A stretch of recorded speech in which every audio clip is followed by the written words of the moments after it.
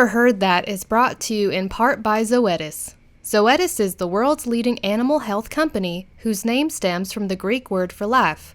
For more information, follow them on their social media or visit zoetisus.com/beef. That's zoetisus.com/beef for Zoetis, the world's leading animal health company.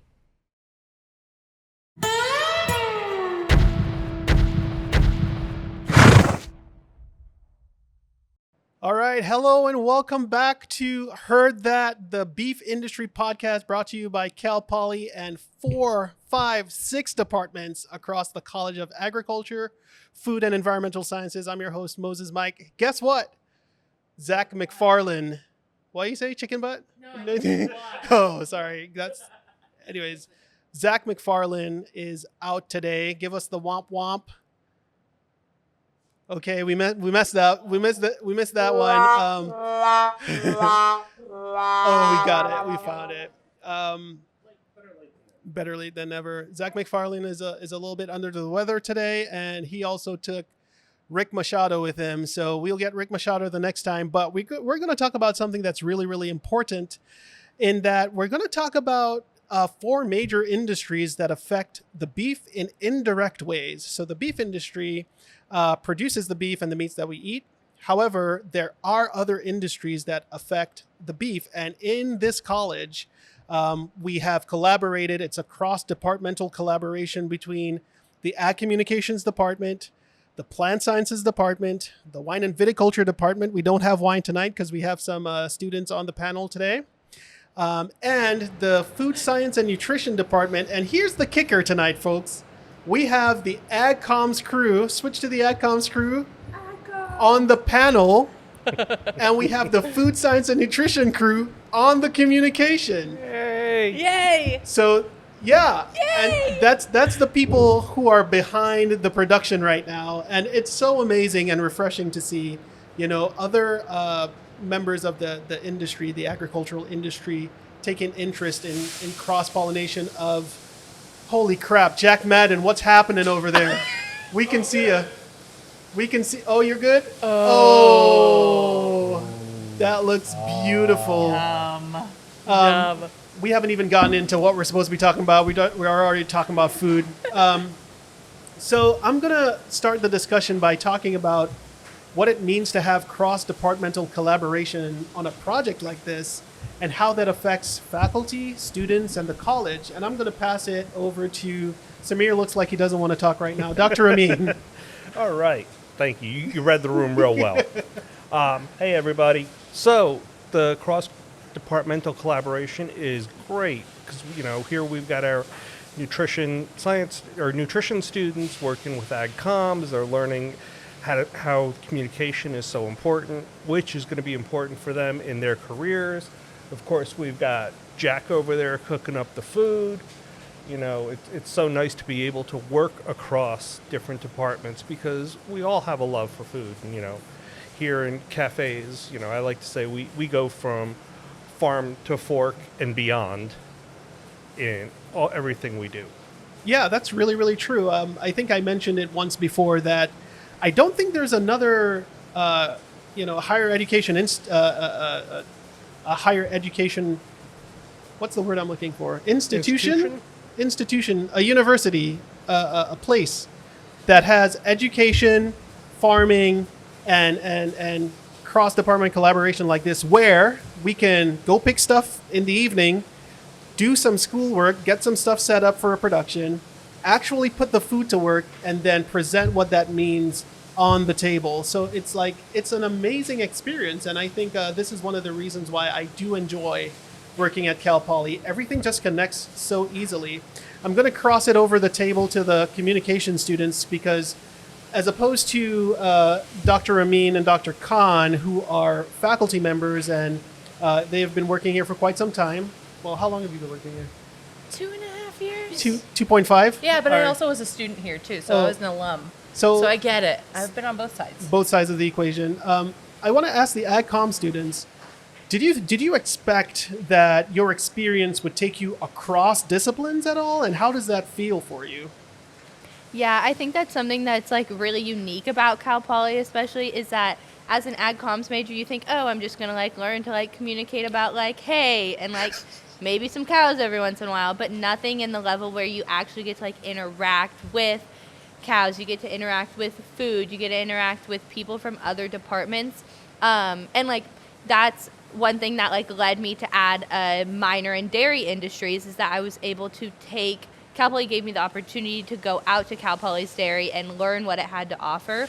And so it sort of expands my knowledge as an agricultural communicator, that now instead of just being like, oh, like I'm really good at talking and I can talk and I can edit videos, which is really important stuff, it gives you the background where you can apply other information and find like the most of like the things that stand out about that, like the food science and nutrition.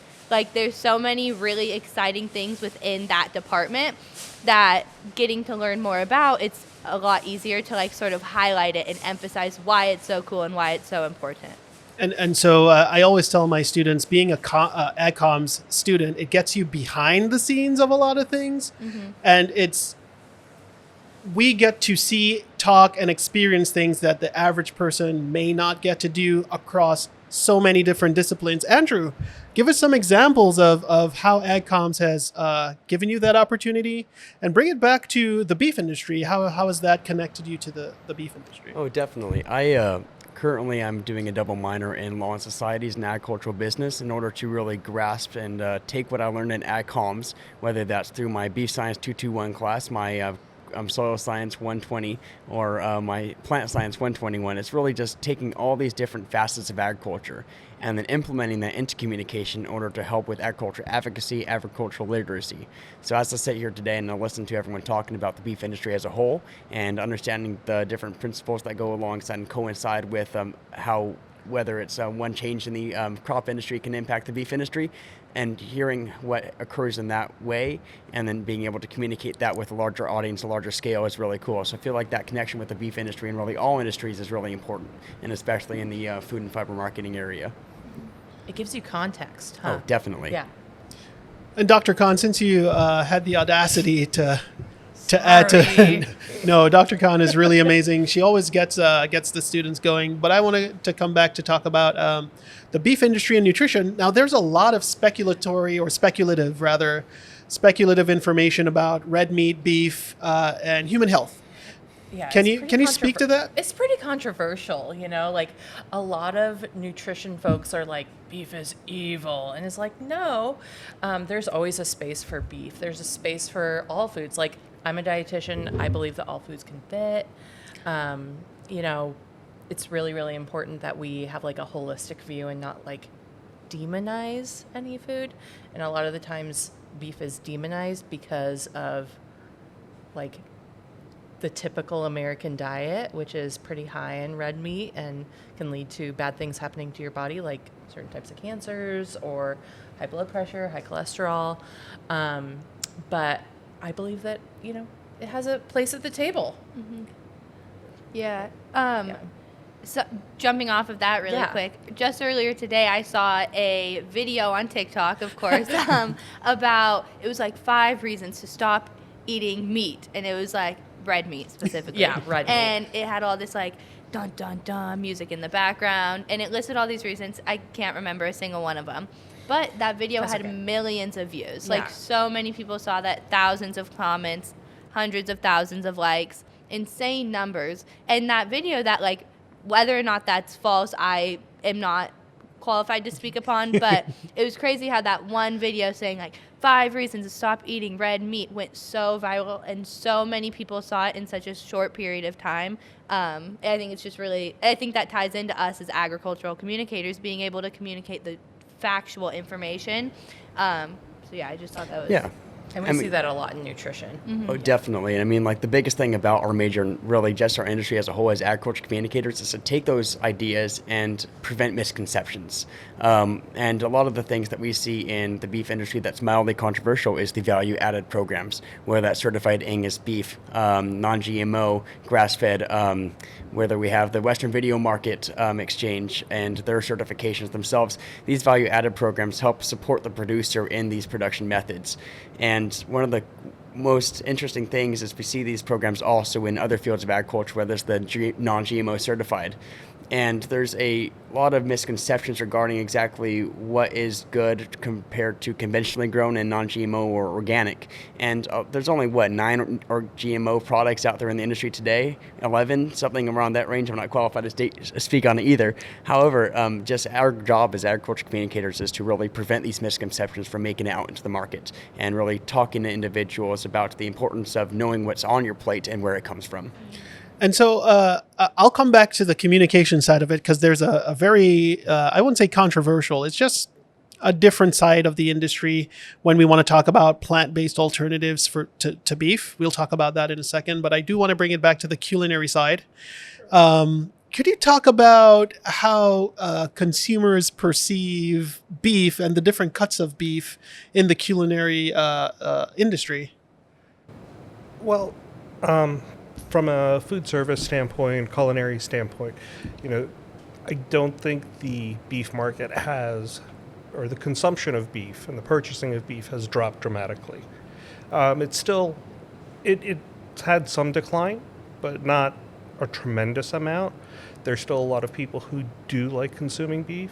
One of the things that we're seeing more and more now is whole animal utilization, not just using the fillet or the other cuts, the more prime cuts of meat, but looking at some of the offcuts, something like beef cheeks, which we'll be having in a future episode, utilization of tripe or stomach. Here in America, those things are looked down upon, but if you go to other parts of the world, they're eating everything from tip to tail. Oh, that's a really good point. And I know for my Caribbean people, I'm from the Caribbean as well. We eat pretty much everything, including the hoof. We roast the hoof, clean the hoof, and we make something called cow heel soup.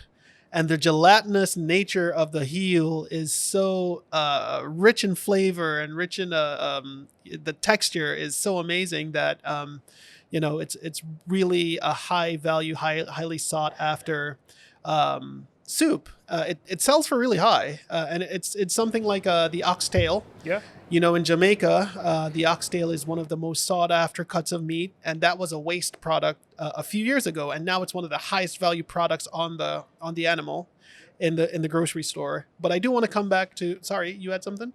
Yeah, Wagyu. Wagyu? Yeah, how do you say that? Wagyu? Wagyu? Wagyu. I say Wagyu. Wagyu or tail. Wagyu. Okay. Yeah.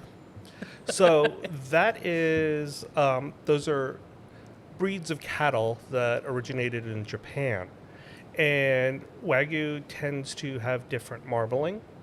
Their meat tends to marble much better. So we have much more intermuscular fat, not the intramuscular fat. So that marbling effect, what's great about that is it will provide a lot of flavor, because what they say is the fat equals flavor, and that's where all that flavor is going to come from. So the meat becomes very tender. It's very sought after. It's expensive. There is American Wagyu. There's also Australian Wagyu. These are the same breeds of cattle, but grown over here or crossbred with some cattle such as Angus.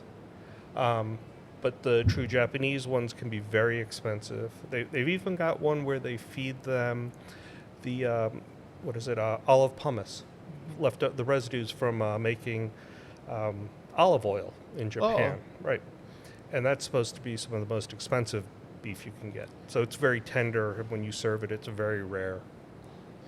So what you're saying is that I'm not fat, I'm flavorful. So That's the first thing. And the second thing is, the one last thing I want to ask you before you go, because I know you do have to do some prep. Right. Do you see, or can you describe the difference between a grass-fed cut of beef and a grain-fed cut of beef? I don't know, because I've heard that there's a difference. So all beef is grass-fed. All beef is grass-fed. Well, the difference comes in the finishing. Mm-hmm. Prior to harvesting, grass-fed beef will be finished out on the pastures and fed grass, while grain-fed, what they call grain-fed beef, those, when they go to the feedlots, they will be fed corn and other grains, which will tend to put on more muscle quicker. Oh, So it bulks up the animal. Less flavorful. The grass-fed tends to pick up more of the flavors, the intrinsic flavors from the grass, and that gets worked into the fat. And it'll also change the fatty acid profile, so it can make the beef a little bit healthier. okay. That's really important for me to transition to the ad communicators. I'm going to kick you off so you can get Okay. your stuff done. Was nice having you. We're not going to have you back, but Great. this is your kitchen, though. Okay. Anyways. You're not going to have us back. Thank you for letting us use the kitchen. So that brings me back to the ad communications side of things, where I was thinking that there are so many choices in the beef world for consumers to purchase and use. We have the grass-fed, grain-fed. We have different cuts and styles. Some are what we consider the popular or celebrity cuts. And now we're heading into an era, or we are in an era, where there are beef alternatives. So on the one hand, I want my ad communicators to sort of describe how does the distinctions between cut of meat affect a target audience? And then we'll talk about the alternative style. So do you understand that question? Yeah. I think I can work with that one. Okay. One of the biggest things that we talk about in the agricultural industry, it seems a little bit off kilter, if that makes sense, but pop culture in the agricultural industry. We see a lot of different trends coming in and out, whether that's grass-fed beef. We talked about value-added programs, whether that's non-GMO verified organic products, really anything to help increase the money going into the farmer's pocket for their production or their hard work. And a lot of that times, those come with multiple misconceptions that are broadcasted into the agricultural or just really general population in the field. There's a statistic that I heard in my my standard comms class, that a young lady walked up to the front and gave a speech on exactly how beef is detrimental to our environment. And the statistic that she read out was that 1,850 gallons of water is what it takes to produce 1 pound of beef.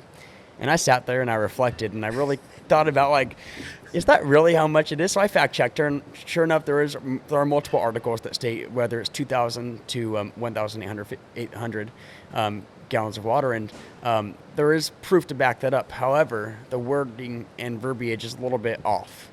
And it's important that we take into consideration and allow other people to understand that it's not just that is what it takes to produce a pound of beef.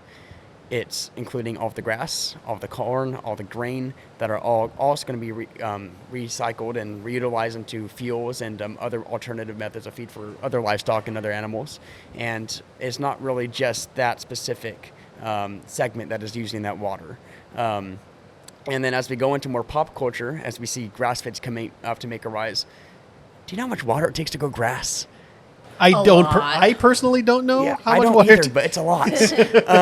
But it takes a lot of water to grow grass. But it's important that we, as an agricultural industry, not try to bring other parts of or segments of the industry down, saying whether that's, hey, we need to eat more plant-based beef and move away from the beef industry as a whole, because one, it's allegedly in some cases better for you in certain aspects, allegedly.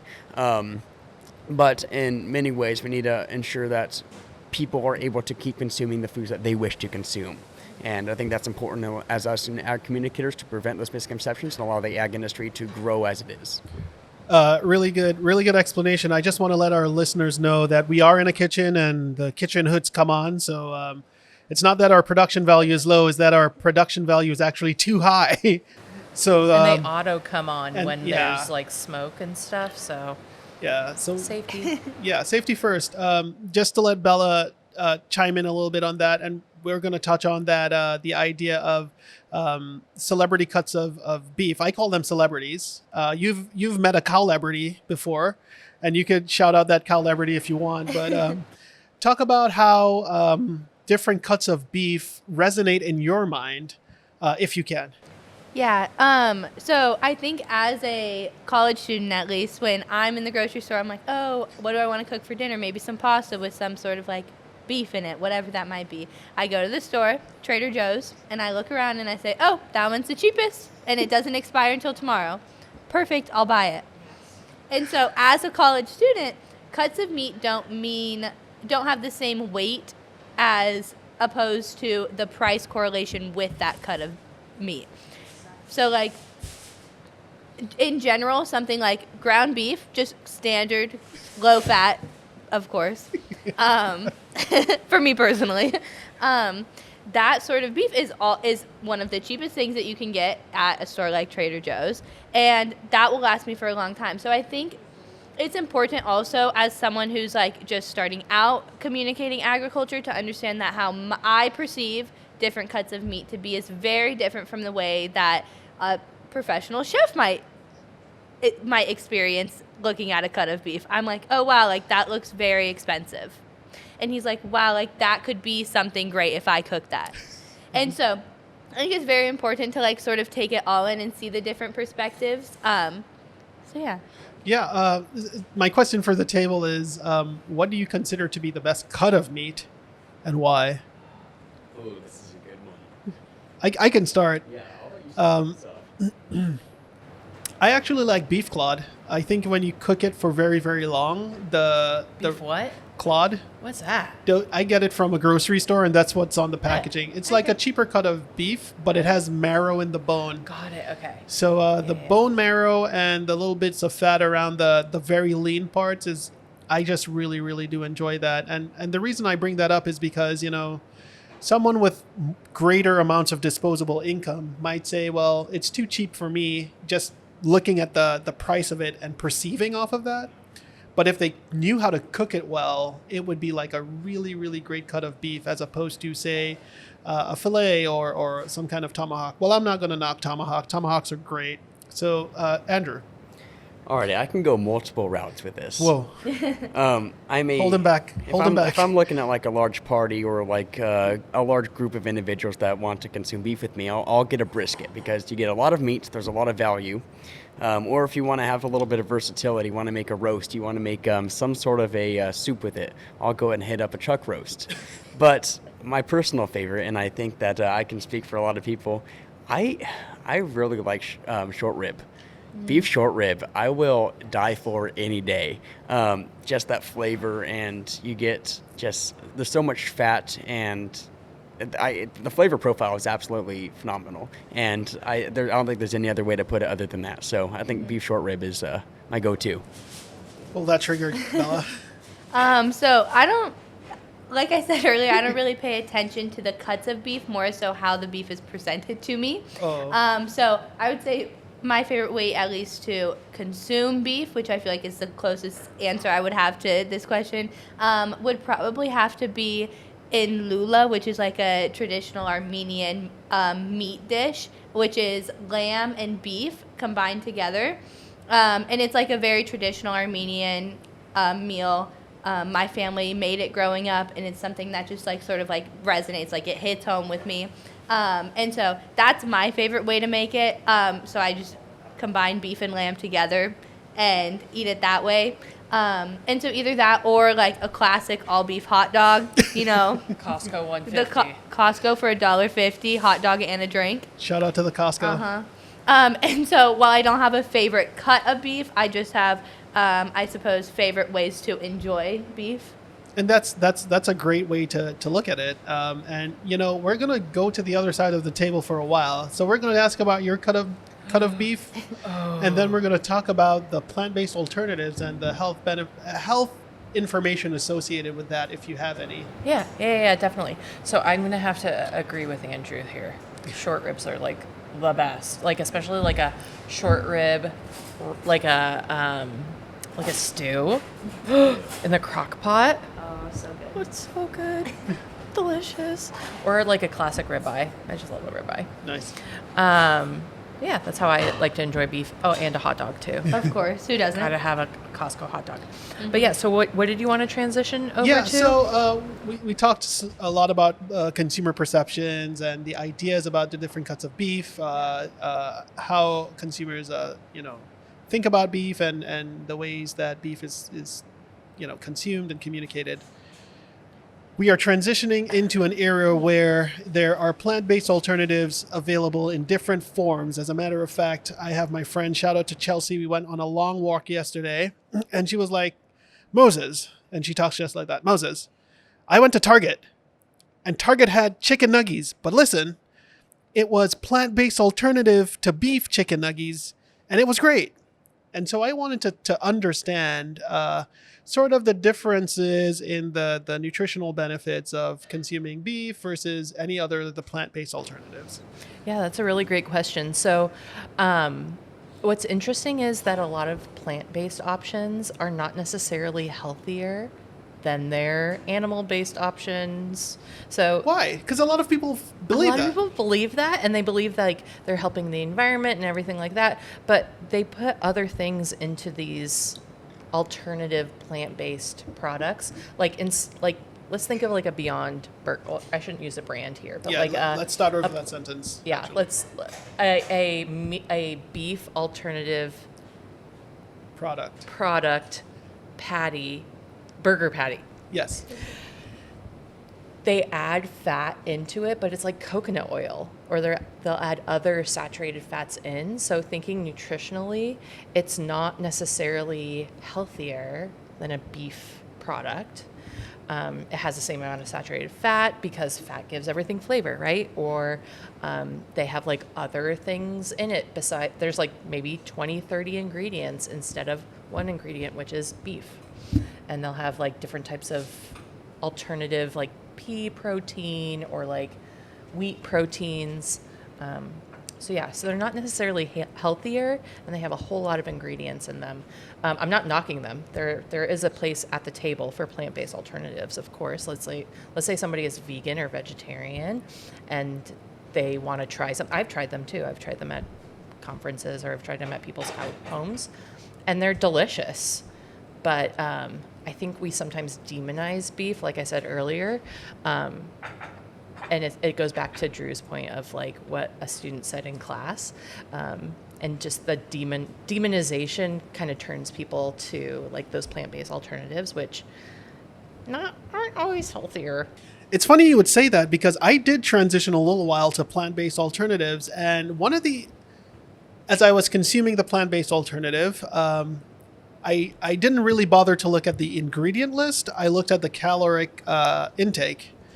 And there's information about calories too that I don't want to get into here, but pound for pound, I think it's around the same caloric consumption. Yeah. And then I did see some information stating that, when you eat a 3-ounce piece of beef versus a 3-ounce plant-based alternative, on the one hand, you get a cut of beef. Right. And on the other hand, you get an ingredients list. Yeah. And so as an individual that's trying to be cognizant of what they put in their body, I had to battle between, hey, do I eat this beef or do I eat this plant-based alternative? Both of which has advantages and disadvantages, but overall, what does my body respond to, right? Yeah, and sometimes just from personal experience, sometimes plant-based alternatives can lead to gastrointestinal problems. Do we want to describe that, or is that not safe? A little bit of things going on in the regions. Just saying. But, like for other people, like with people that have Lyme disease, they're allergic to beef, right? Or right. So these plant-based alternatives could be a better option for them, or maybe they are, again, vegan or vegetarian. There's also a newer kind of area of like 3D printing of beef. Have you guys heard of that? Pause. Stop it right now. 3D printing of beef? Yeah, I don't know much about it. Do Okay. you know about it? I don't know. I don't know much about it. I've seen it before where they're like... You can't just sprinkle using that the tea. using the squirt thing and like printing a steak. Well, I was going to bring up the idea of like a saying. lab-grown beef. Yeah. And You're lab grown, but then 3D print. Squirt it on the thing. Do you have any concept or information on lab-grown meat? I'm not well versed in lab grown meat, Got but it. I know that it is becoming more popular. All right, so we'll transition to that on the communication side. I see our chefs are ready with the meal here, and Samir's going to have a seat, and he's going to tell us while Jack is doing the mostest. to tell us what the meal is about. Oh my gosh. This is gonna need an Instagram picture. Oh my goodness. So I'm gonna ask Dr. Cahn to shift that further. Yeah. Oh, never mind. The beef's gonna take front and center here. Okay. All right, switch to camera 2. All right, we need to get that more into the center. Dr. Cahn, pull that closer to you. Yeah. Oh boy. Look at that. And then camera 3, let's see what camera 3 has. Is that camera 3? What is camera 1 then? All right, could you put one of the beef things in front of y'all's so that we can get some imagery there?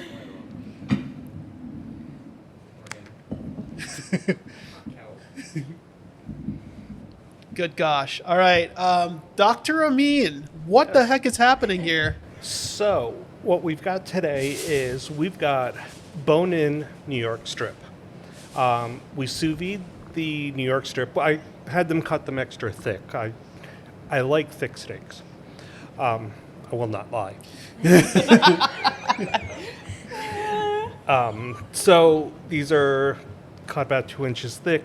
We sous vide them at 125 degrees Fahrenheit for approximately 4 hours. So really gentle cooking. It's going to keep the meat nice and rare. That longer cooking time makes it nice and tender as well. And then Jack seared them off in cast iron pan.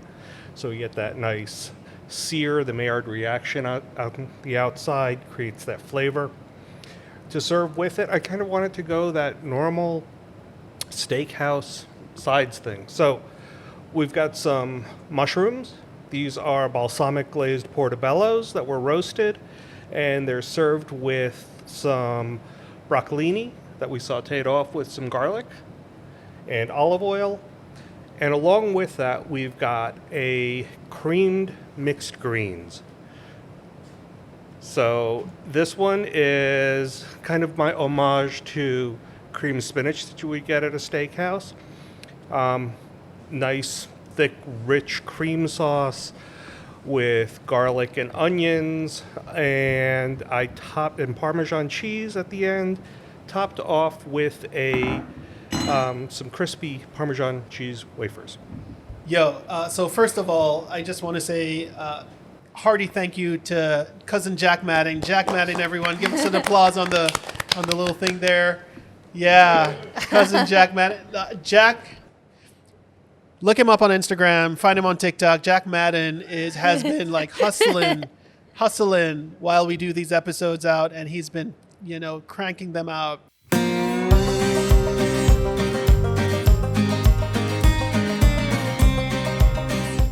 Hello, and welcome to the 1, 2, 3's of Beef. I'm your host, Chelsea Flood, and today we will be talking about bone-in New York strip steak. This cut of meat is cut from the short loin of the cow and consists of the longimus muscle. This muscle does not undergo much exercise, making the strip steak a particularly tender cut. Point number 1. The main difference between a bone-in strip steak and a strip steak is that obviously the bone-in strip steak contains a bone. The bone-in version is usually selected for presentation purposes. The bone also insulates the meat around it, making the bone-in strip steak more flavorful and juicy than the boneless strip steak. Point number 2. In addition to containing nutrients that beef is known for, such as iron and zinc, New York strip steaks offer other benefits such as its leanness. In fact, per 3.5 ounces of New York strip, there is only 6 grams of fat. It is also low in calories at 155 calories and high in protein at 23 grams respectively. Point number 3. The New York strip is an excellent source of the mineral selenium. Adults are recommended to consume 55 milligrams of selenium each day, and only one serving of New York strip contains 21.3 micrograms, close to half of what is needed. Selenium is important for preventing cell damage, as well as supporting thyroid and cardiovascular health. Thank you for tuning in to the 1, 2, 3's of Beef and enjoy the rest of this Heard That episode. And then Dr. Amin, of course, with his creativity. I would just want to know on the portobello Portobello, yeah. and the baby broccolini. Broccolini, yes. Okay, they're babies and broccolinis too. Yes. Can Melissa eat that? Melissa can eat vegetables Okay. Okay. and meats. Oh, Yes. she can eat meat? Okay. Yes. Okay, She great. can So- eat meat. So we're thinking about all our eaters at the table here. So while you all go ahead and start to distribute, I'm going to take it to the communicators first. So the nutritionists should probably eat. Yeah. My question becomes how are we communicating? How are we thinking about communicating these plant-based alternatives as they compare to beef or I don't want to say natural beef, but like contemporary or normal beef? How do we start to communicate or discern the communication between what people are considered normal and plant-based alternatives? I think one of the biggest issues in the ag industry today is the comparison of products. We always like to compare and contrast or talk about the benefits or negatives of everything, and I think that's okay to think about. However, whenever you're talking about beef or the industry as a whole, it's not always good to talk about or bring down one of the sides, because oftentimes we like to take polarizing different opinions on each thing, and those opinions can be very strong. And I feel like like Dr. Cahn said, there's a place for alternatives and there's a place for conventionally produced beef or naturally produced beef. And I feel like us as communicators need to try to not take away those negatives or try not to take away those positives from either side and really just talk about them like they're two completely different products, because they are. I mean, like with alternatives, you're going to have more so beans, soy, and I bet Dr. Cahn could list a ton of the ingredients if she wanted to. I don't know about that, but it's a lot of stuff that you can't really pronounce. Yes, Right. I'm certain. And that's where we come down, and that's why personally I'm a beef enjoyer, because I know that it is beef. Beef enjoyer. And I know that it's going to be exactly what I think it is when I'm consuming it for my pleasure. So, yeah. Yeah, I think Andrew definitely kind of hit the nail on the head with that. It's very easy to see sort of all these different products and things as being very black and white, very two-dimensional, that either something is very good or something is very bad. And so I think it's important to learn how to advocate for these different types of agriculture products and stuff like that on their own without tearing down another product. That was that. That was- Sorry, I kind of lost my train of thought there, but yeah, because the beef's friggin' rocking, man. I'm Like, just in awe of everybody else. I don't want to talk over the food. Dr. Cahn, give us some stuff here. Well, so this kind of conversation reminds me, and I'm going to kind of transition here, and you can cut me off and tell me no, but it reminds me a lot of like the industry of like rice or like dairy versus dairy alternatives, right? There's a spot at the table for dairy alternatives like almond milk or soy milk, just the same way as there are plant-based meat alternatives that have a spot at the table too. So it just this conversation reminds me of the classic conversations that we have around like when riced cauliflower became really big. There's a time and place for everything, but it doesn't take away from the other industry, right? I see Andrew struggling to break I know, I was trying to break it too. It was kind the of hard. cheese wafer. Well, the wafer kind of softened up a little bit. But. Yeah. What I took away from this conversation is there are both sides of the divide. Sorry, there are many sides of the divide that contribute to the beef industry and to the functioning of America overall. I always see the beef industry as a traditional, foundational industry that has, throughout America's history, has been part of its fabric for a long, long time. Whether that has advantages and disadvantages, I'm not going to speak to that. However, I know it's part of the fabric of the U.S. That being said, if you try to diminish that foundational element of the industry, you're looking at tackling a significant portion of the population. And so if you're doing that, you have to be very, very careful of the rebuttal to that. On the other hand, I do know that a lot of people are concerned about the environment and they are concerned about their health. And so they're looking for the best alternatives for themselves to be a good global citizen as well as a good person to themselves by the way that they eat.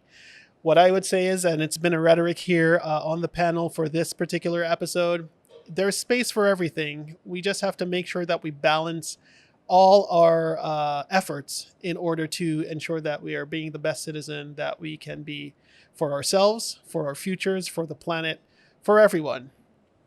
I'm going to stop talking because this food looks really, really good. This has been another episode of the Heard That. What's our time on that panel there? 49 minutes is way too long. We're going to keep it. We're going to cut it right here. We've had a good episode. We missed Zach McFarlane. Give us a round of applause for Zach. We miss Zach. Miss Zach McFarlane, and hopefully he gets well soon. I hope his family is well. And we'll see you next time on Heard That, the Beef Podcast. See you later. Play us out. Heard That was created by Zach McFarlane and Moses Mack. Producers for the show included Moses Mack, Zach McFarlane, Samir Amin, and Anna Cahn. Guests for this episode included Andrew Angulo, Bella Anushian, Anna Cahn, and Samir Amin. Samir Amin was the head chef and was supported by sous chef Jack Madden. Dr. McFarlane is the resident faculty industry expert and guest coordinator. Digital production for the show was led by Moses Mack, who also hosted the show. Heard That was also created with the assistance of students from the AGC 290 Enterprise class who helped with direction, technical assistance, and editing. These students included Andrew Angulo, Chelsea Flood, Bella Anushian, Melissa Frago, Natalie Victorine, Yuri Ramirez, Jillian Schwang, Riley Lopez, and Tatum Neves. The 1, 2, 3s of Beef segment was created by Moses Mack, Anna Cahn, and Chelsea Flood. Chelsea also presented the segment. Lead editor was Moses Mack. Heard That is a digital media collaboration involving 5 of the 9 departments in the College of Agriculture, Food, and Environmental Sciences at Cal Poly, including Food Science and Nutrition, Plant Sciences, Animal Sciences, Wine and Viticulture, and Agricultural Education and Communication. Heard That was recorded at the Aregia Family Foundation Culinary Lab at Cal Poly. These credits were read by me, Chelsea Ann.